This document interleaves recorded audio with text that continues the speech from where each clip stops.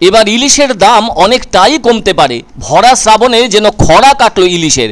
সুন্দরবনের মৎস্যজীবীদের মুখে হাসির ঝিলিক 12 টন ইলিশ ধরা পড়ায়। গত দুদিনে কাকদ্বীপ, নামখানা, ফ্রেজারগঞ্জ, রায়দিঘি ও পাথর প্রতিমার ফেরিঘাটে পৌঁছেছে 12 টন টাটকা ইলিশ। আগামী দুদিন আরও ইলিশ ঢুকবে ওই ঘাটগুলিতে। সাগরে এই মুহূর্তে ইলিশ ধরার অনুকূল পরিবেশ সৃষ্টির পরই ধরা পড়ছে ঝাঁকে ঝাঁকে চিরপরিচিত বাঙালির প্রিয় রূপালী শস্য। তবে সবচেয়ে খুশির খবর আরও একটা, সেটা হলো ধরা পড়া ইলিশগুলির ওজন যথেষ্ট ভালো। বেশিরভাগ ইলিশই 700 গ্রামের বেশি বলে জানা গেছে। বুধবার নামখানাতে 1.5 কেজি ওজনের ইলিশের নিলাম হয়েছে। ইলিশের যোগান বাড়ায় দামও কমেছে বেশ কিছুটা। ইতিমধ্যে ওইসব ইলিশ ডায়মন্ড হারবারের মাছের আড়ত হয়ে পৌঁছে যাচ্ছে রাজ্যের বিভিন্ন বাজারে। এদিকে এত ইলিশ ধরা পড়ায় খুশি ট্রলার মালিক, মৎস্যজীবী থেকে শুরু করে সাধারণ ক্রেতারাও।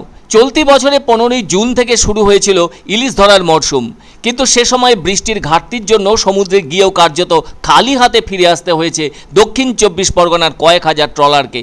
এদিকে জুলাই মাসে গত 15 দিন থেকে সমুদ্র উত্তাল থাকায় বারে বারে সরকারি নিষেধাজ্ঞা ছিল সমুদ্রে মাছ ধরতে না যেতে। ফলে মৎস্যজীবী ও ট্রলার মালিকরা সকলেই হতাশ হয়ে পড়েছিলেন। তবে এরই মধ্যে নিষেধাজ্ঞা ওঠায় সাগরে পাড়ি দেন মৎস্যজীবীরা, আর বৃষ্টিও শুরু হয় সাগরে, সেই সাথে পূবালি বাতাস। এই দুয়ে মিলে অনুকূল পরিবেশ তৈরি হতেই ঝাঁকে ঝাঁকে ইলিশ পড়তে শুরু করে মৎস্যজীবীদের সমুদ্রে ফেলা মাছের নেটে।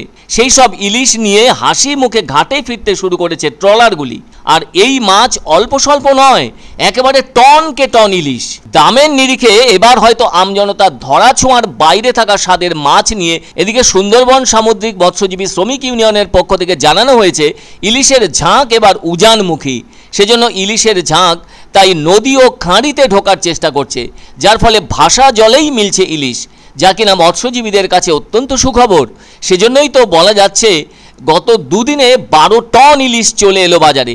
আর এটা তো ঠিক, মাছের যোগান বাড়লে দামও নামবে অনেকটা। হয়তো অনেকেরই ক্রয় ক্ষমতার মধ্যে আসবে প্রিয় এই সুস্বাদু মাছ ইলিশ। আসলে মৎস্যজীবীরা তো বছরের এই সময়টায় 2 পয়সা রোজগার করে থাকেন।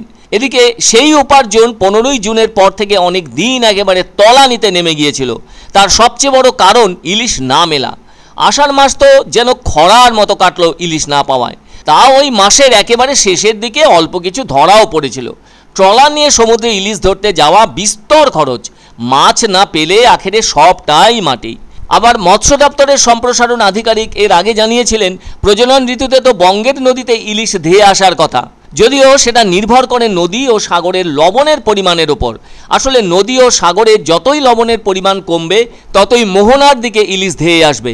তাছাড়া শ্রাবণ মাসে ইলিশ মিলবেই, তার কারণ বৃষ্টিপাত হতে থাকে যে।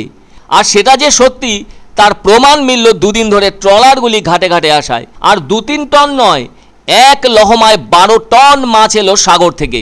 25শে জুলাই যথেষ্ট বড় সাইজের মাছ ধরা পড়েছিল, যা কিনা 2.5 কেজি ওজনের ইলিশ, আর দামও উঠেছিল 6000 টাকা কেজি। যাই হোক, মাছের খরা কাটিয়ে দামের জায়গা অনেকটাই ছোট হয়ে আসবে বাজারে ইলিশের। যারা ইলিশ পাতে নিতে পারেননি এখনো, মনে হয় তারা এবার পারবেন তার স্বাদ নিতে। পূর্বের পূবালি হাওয়া হচ্ছে আর একটু বৃষ্টি হতে ইলিশের আনাগোনা দেখা দিয়েছে। এইবার ধীরে ধীরে কমবে, ইলিশ আমদানি হওয়ার সঙ্গে সঙ্গে কমবে।